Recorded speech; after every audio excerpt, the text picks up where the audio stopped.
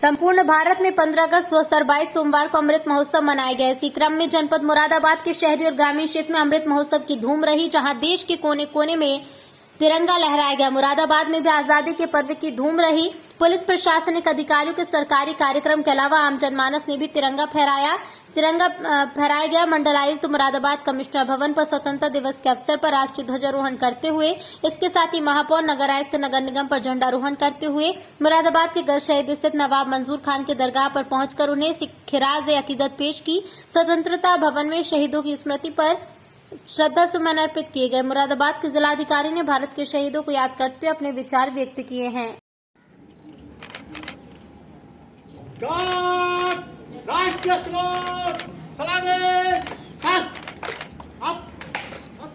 जन गण मन अधिनायक जय हे भारत भाग्य विधाता। पंजाब सिंध गुजरात मराठा द्राविड़ उत्कल बंग, विंध्य हिमाचल यमुना गंगा उच्छल जलधि तरंग।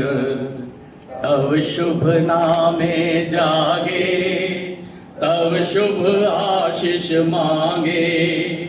गाय गाथा जन गण मंगल दायक जय हे भारत भाग्य विधाता। जय हे जय हे जय जय जय जय हे।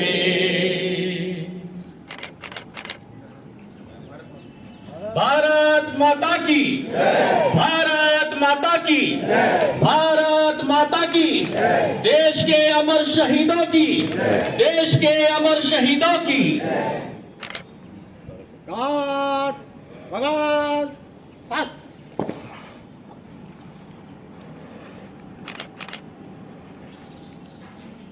सुरेंद्र बाबू, एक मिनट रुक जाओ यार, एक मिनट में आ रहा है आपको। आप बढ़ जाओ सुरेंद्र बाबू, सर कोई अरे जैसे जो काम होता है उस तरीके से कर दो।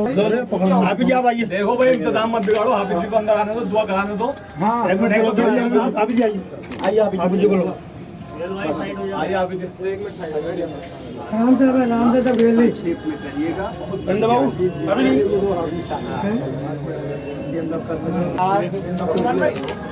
क्या बताना क्या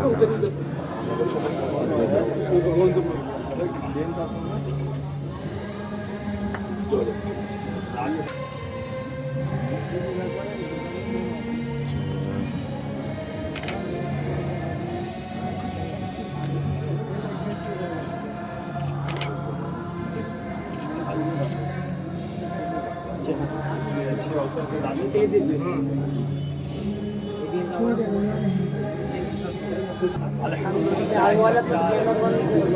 अर्रहमानिर्रहीम मालिकी यौमिद्दीन इय्याक नअबुदु व इय्याक नस्तईन इहदिनस सिरातल मुस्तकीम सिरातल लज़ीना। आपके उधर गाड़ी चलेगी, हो गया सर।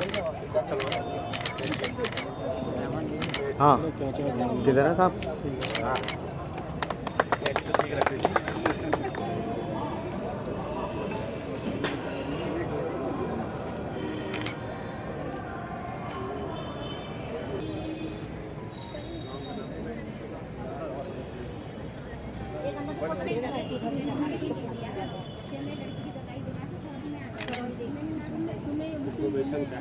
योजना मिशन शक्ति चल रही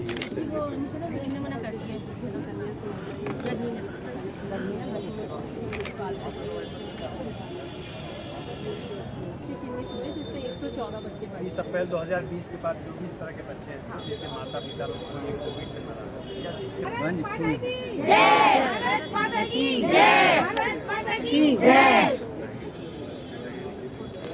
कहाँ कर सकते चेयरमैन साहब को कर सकते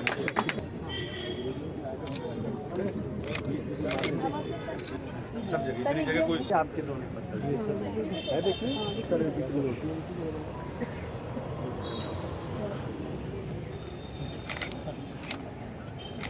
धन्यवाद। देखने लोग सर इसे हम बनाते हैं और ये माल हमारा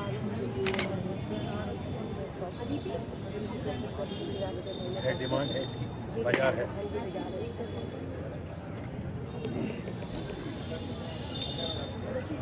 क्या है स्थिति?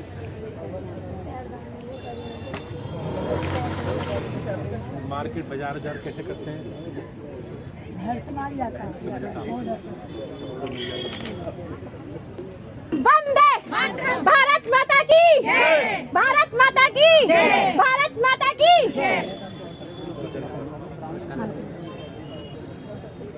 पढ़ती होती है मम्मी का नाम तो नहीं है?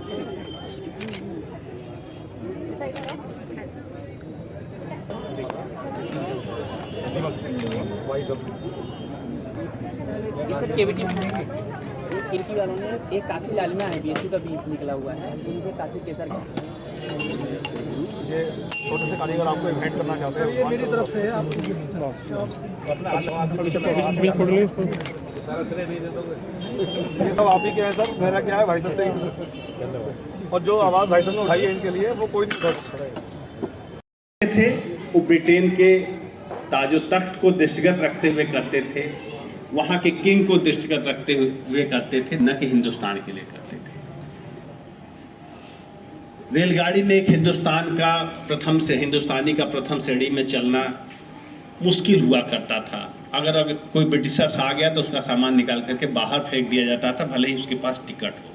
तमाम विपरीत परिस्थितियां थी, लेकिन ये जान लीजिए कि इन 75 वर्षों में आर्थिक, राजनीतिक और सामाजिक तीनों ही क्षेत्रों में हमने, अगर हम जमहूरियत की बात करें, डेमोक्रेसी की बात करें, तो हिंदुस्तान ने एक ऐसी नींव रखी है जो विश्व के किसी भी देश के लिए एक आदर्श हो सकता है, कि जहां पर इतनी जातियां, इतने धर्म, इतने समाज के वर्ग अलग अलग हैं, लेकिन उस सब के बावजूद भी यहाँ का लोकतंत्र परिपक्व होकर के आज के डेट में सामने खड़ा है, सफलता को हासिल नहीं कर रहा है। आज आपने देखा होगा, आपने 1962 में भी सूखा पड़ा था देश में, आपने उस समय भी देखा होगा, आप में से तमाम लोग ऐसे होंगे जिन्होंने सुना होगा कि राशन के दुकानों पर लाल गेहूं पाने के लिए जो अमेरिका से आया था, पूरे दिन हम लाइन लगाते थे। और आज स्थितियां हैं कि जब विश्व के कुछ जगहों पर युद्ध हो रहे हैं तो लोग हिंदुस्तान की तरफ देख रहे हैं कि जो फूड ग्रेन की सप्लाई है हिंदुस्तान से पूरी की जाएगी, और हिंदुस्तान उसमें आगे बढ़ चढ़ करके अपने सहयोगियों को सहयोग प्रदान कर रहा है।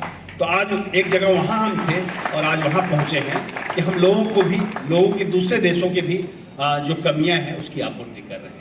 वर्ष पूरे होने पर कोटि कोटि बधाई देता हूँ और अपने श्रद्धा सुमन उन लोगों को भी मैं अर्पित करना चाहूँगा जिनके त्याग और तपस्या के बल पर आज एक हिंदुस्तानी व्यक्ति कलेक्टर के रूप में आपके सामने खड़ा है।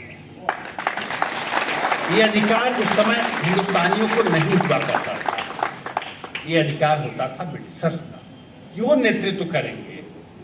लेकिन आज उन लोगों के त्याग, तपस्या, तमाम लोग शहीद हुए, तमाम लोग, महिलाएं विधवा हो गई, तमाम के बच्चे नहीं रहे, लेकिन उन्होंने देश के बारे में सोचा, न कि अपने बारे में सोचा।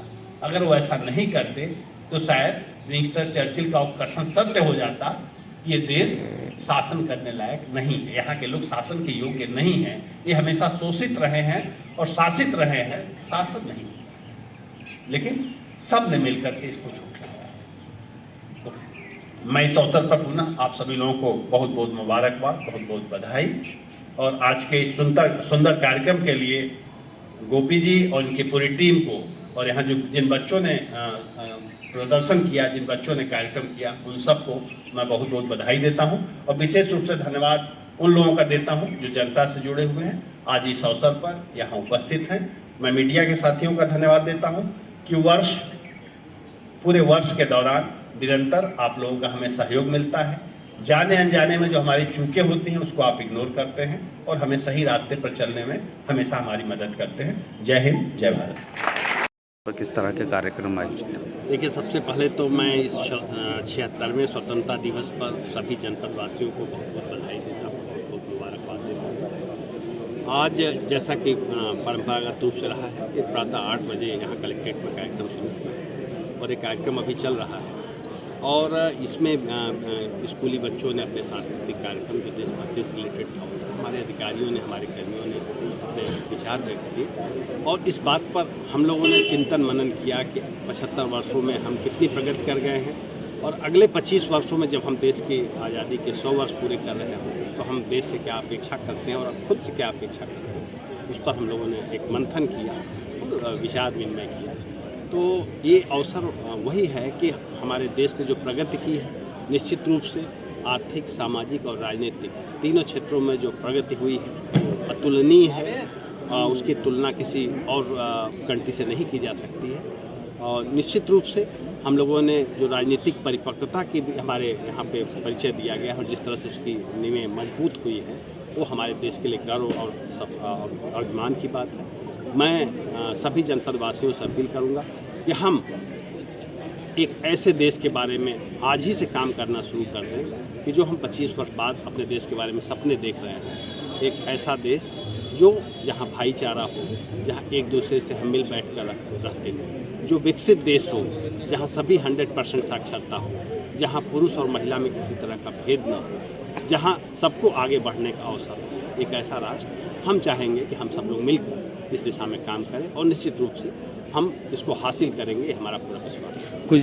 महोत्सव के तहत हर घर झंडा तिरंगा फहराया गया है सर, इसका क्या असर रहा और क्या माहौल? देखिए, मैं सबसे पहले तो पूरे जनपद वासियों को बधाई दूंगा कि जिस तरह से पिछले 11 तारीख से लेकर के और आज तक जिस तरह से लोगों ने उत्साहपूर्वक इस आज़ादी के अमृत महोत्सव में प्रतिभाग किया है, वो अपने आप में इस बात को दर्शाता है कि हमारे जनपद के नागरिकों का किस तरह का कमिटमेंट है अपने देश के प्रति।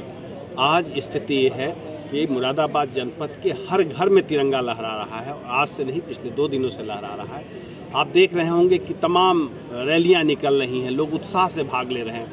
आज जब मैं अपने आवास से कलेक्ट्रेट आ रहा था तो पूरे सड़क पर बिल्कुल फेस्टिवल का माहौल था, जैसे लग रहा था कि हाँ आज कोई राष्ट्रीय फेस्टिवल है। तो ये अपने आप में, इसके लिए मैं सभी जनपद वासियों को बहुत बहुत बधाई दूंगा कि इस 75 वर्ष को इतने बेहतर ढंग से मनाया और हम लोगों के लिए एक तोहफा है जो नागरिकों की तरफ से दिया गया है। Thank you.